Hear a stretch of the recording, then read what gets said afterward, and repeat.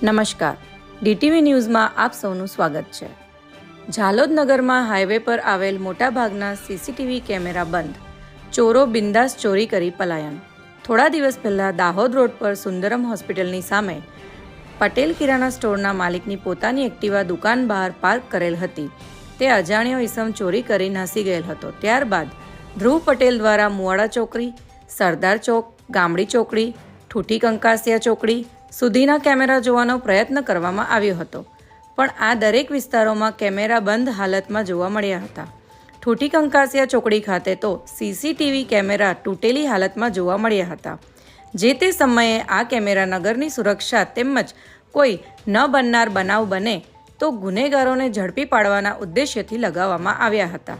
જે તે સમયે નગરપાલિકા દ્વારા આ સીસીટીવી કેમેરા નાખવામાં આવ્યા હતા, પરંતુ આ સીસીટીવી કેમેરાના નિભાવ ખર્ચ તેમજ નવીનીકરણ કરવામાં નગરપાલિકા વામણી સાબિત થઈ છે, જેથી નગરમાં બાઇક ચોરો તેમજ નાની મોટી ચોરી કરતા ગુનેગારો ઝડપી પાડવામાં પોલીસને સફળતા મળતી નથી।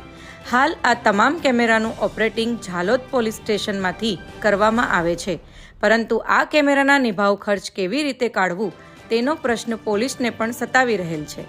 નગરના લોકોની તો હાલ એક જ માંગ છે કે દરેક જાહેર માર્ગો પરના સીસીટીવી કેમેરા ચાલુ કરે, જેથી નગરમાં ફરતા ચોરી કરનાર અસામાજિક તત્વો પર અંકુશ મુકાય।